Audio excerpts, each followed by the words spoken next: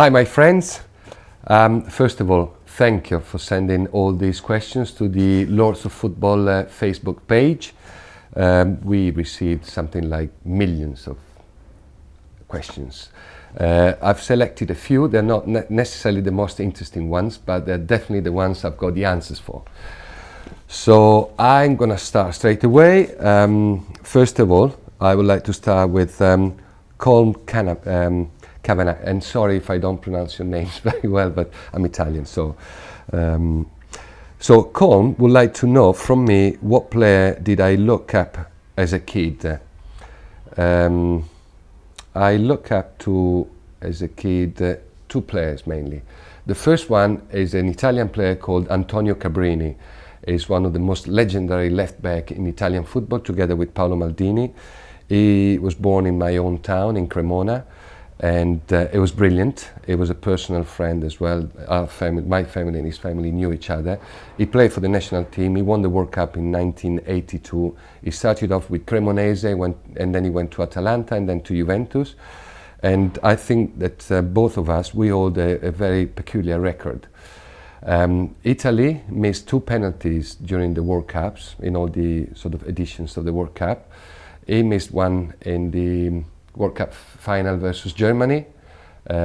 We ended up winning, thank God for that, in 1982, and I missed another penalty in the 1990s. So unfortunately, we will be remembered for something not particularly good.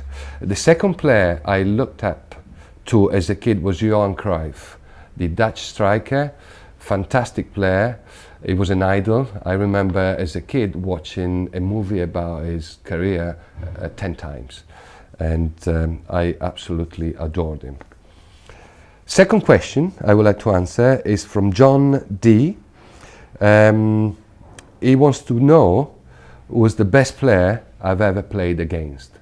And I've got to say that the answer must be Diego Armando Maradona. I played against Diego about between 10 and 15 times, both when I was playing with Sampdoria and he was playing for Naples, and also with Italy, the national team versus Argentina. Diego was absolutely fantastic. He also became a personal friend off the pitch. He was a leader. He was so creative. He was a decisive player, very talented. He was a goal scorer, but it was a team player as well. And I remember about Diego something very important.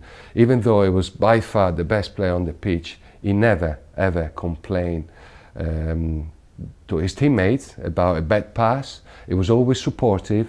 He was a true legend, but he was mainly a leader, very understanding of the fact that he was on another level compared to his teammates. Third question is from Kevin Hillen. He wants to know whether I'm going to manage a game at some stage. Well, Kevin, I am very happy doing my work for Sky Italia now as a sport consultant. I talk about football, so I'm still involved in football, obviously in a different position. I am not on the pitch anymore, and I've got to say I love it. I love it. It's stress-free. It is football. I've got time for my family. So at the moment, I don't see myself making a comeback in football unless someone is going to call me, and the offer has got to be right. Plenty of money, a good team, a good project, and a good club owner to work for, because that's essential. The relationship with the guy who owns the club.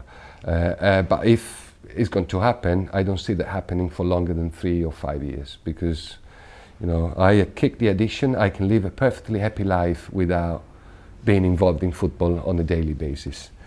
That's my point of view at the moment, but it might change in the future. Next question, Colin Delon Grant. He wants to know what is wrong with Chelsea at the moment. Is the manager, the players, the tactics? What are my thoughts about the matter? Well, obviously I'm very fond of Chelsea Football Club, and I think AVB, the manager, Villas-Boas, is a very talented young manager. I think this season is going to be very tough for Chelsea, because it's one of those seasons where you want to start building the foundations for a very successful future spell.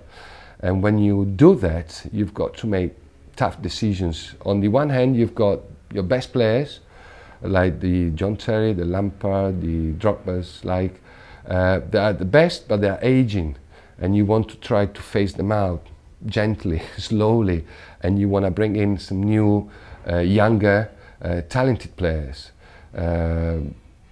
So with that, you've got the older players that are not that happy, and it might create a few problems inside the dressing room. The spirit of the team has got to be always high, so you need to manage the players perfectly. And at the moment at Chelsea, it's not easy with these situations of having to rebuild the team.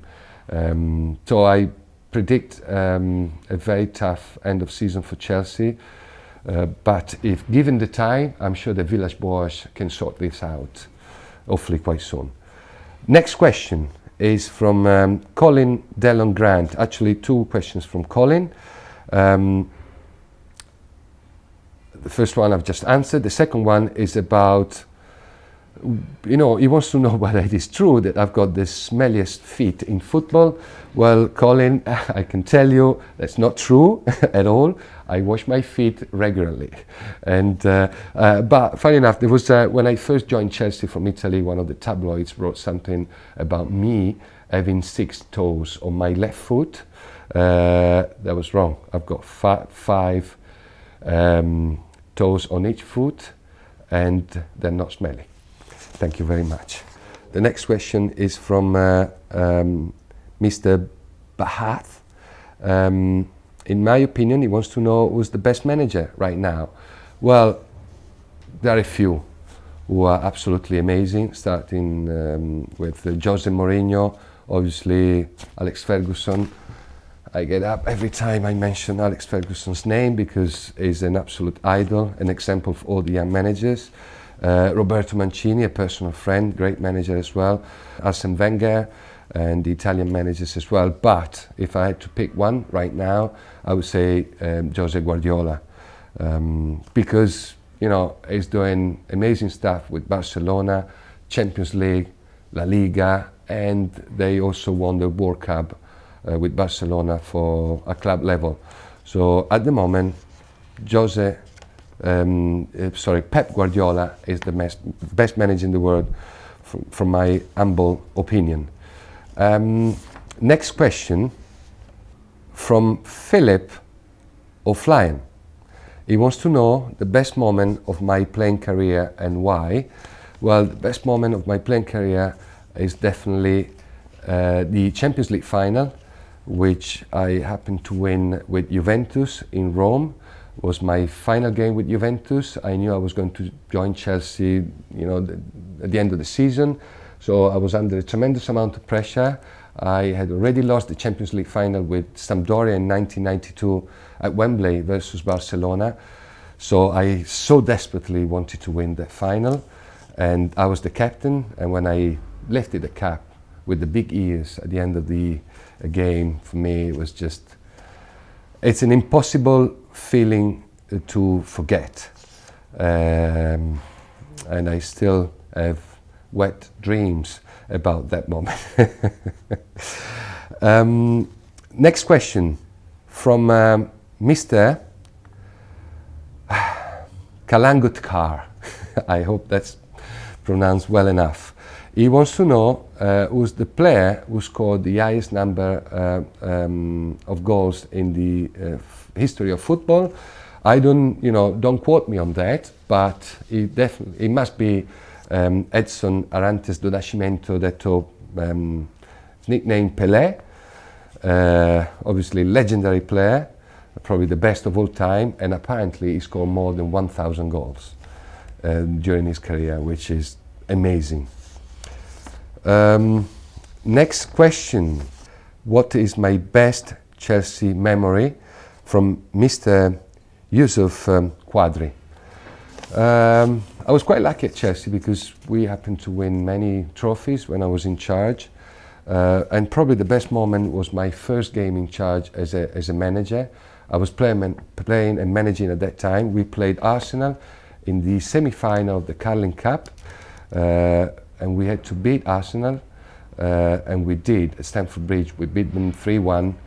I played, I didn't score, but we beat them and we got to the final. And I remember at the end of the game, I was tired. I was thinking to myself, why the hell did I accepted this position as a player manager, because I'm not going to survive it. It is too stressful. But beating Arsenal made me realize that it was a job I could do well enough. And it was just fantastic. I'm going to switch to the Italian questions now. So this is for my Italian friends. Comincio con Francesco Spataro, che vuole sapere qual è stata la mia miglior partita. Francesco, è una domanda abbastanza difficile. Ho giocato più di 500 o 600 partite e per fortuna molte di queste sono state molto eccitanti e molto importanti, però devo dire che la partita che ricordo con più piacere è la finale di Champions League con la Juventus. Probabilmente non è stata la partita migliore che ho giocato, però è stata sicuramente quella che mi ha permesso di vincere il trofeo più importante e è stata molto molto emozionante. Seconda domanda è da Walter Bonci, vuole sapere quanto è importante la maglia per riuscire a trovare le motivazioni giuste e che cos'è che ti spinge a far meglio come calciatore, il peso che ti porti sulle spalle. Fare il calciatore è bellissimo, perché quando diventa una professione praticamente è la tua passione che hai la possibilità di fare e farla diventare una professione, quindi è la cosa che ti permette di vivere. Quando trovi questo tipo di situazione credo che sia il massimo, lo fai senza troppo sforzo, anzi con molto piacere. È chiaro che ti dà molto potere, perché una tua prestazione più o meno positiva può portare gioia nei confronti di migliaia, centinaia di migliaia, milioni di persone, così come una prestazione negativa, un risultato negativo può portare invece questi tuoi tifosi a essere delusi, a essere tristi magari per un certo periodo di tempo. Quindi questo è un grande potere, però ti dà anche grandissima responsabilità e puoi superare questa responsabilità soltanto se sei molto professionale. E hai attaccamento per la maglia, per il lavoro che fai, rispetto per i tuoi compagni di squadra, per i tifosi, per il tuo allenatore, e naturalmente devi fare tutto con grandissima passione. Ci vuole naturalmente anche un pizzico di fortuna. Prossima domanda da Roberto Costarelli, che mi chiede qual è il gol che ricordo con più emozione con la maglia della Sampdoria. Ho giocato con la Samp per 8 anni e devo dire che forse il gol più emozionante è stato quello nella finale di Coppa delle Coppe a Gothenburg contro l'Anderlecht, il gol dell'1-0, tempi supplementari, poi ho fatto anche il gol del 2-0, però quello dell'1-0 è stato il gol che ha sbloccato la partita molto equilibrata e poi da lì insomma partita in discesa, non un gol bello, anzi il portiere che riceve il pallone e poi lo perde, io che arrivo, un gol da opportunista diciamo, però un gol fondamentale per il nostro primo trofeo a livello europeo con la Samp. Prossima domanda di Vito Cirielli, che vuol sapere quando allenerò la Juventus. La risposta è: non credo che allenerò mai la Juventus, perché penso che Antonio Conte, e spero che Antonio Conte possa essere allenatore della Juve ancora per molto tempo, e quindi non credo che succederà mai, anche se un giorno mi piacerebbe tornare magari in un ruolo diverso, magari come dirigente, a lavorare nel calcio, ed è chiaro che mi piacerebbe farlo per una delle squadre per le quali ho giocato, quindi possa essere la Cremonese, la Sampdoria, la Juventus e il Chelsea, perché io credo che con le proprie ex squadre un professionista abbia lo stesso tipo di rapporto che puoi avere con le tue ex mogli o fidanzate, e cioè ad alcune rimani molto affezionato, anche se poi è finito l'amore. Altre invece proprio non le puoi sopportare e quindi non le vuoi più vedere, non ne vuoi sentir parlare, e poi con altre invece hai un rapporto corretto e desideri comunque che siano felici, ma mai troppo felici, perché comunque loro hanno deciso di non stare più con te, e quindi questo è il tipo di rapporto che ho io con le mie ex squadre.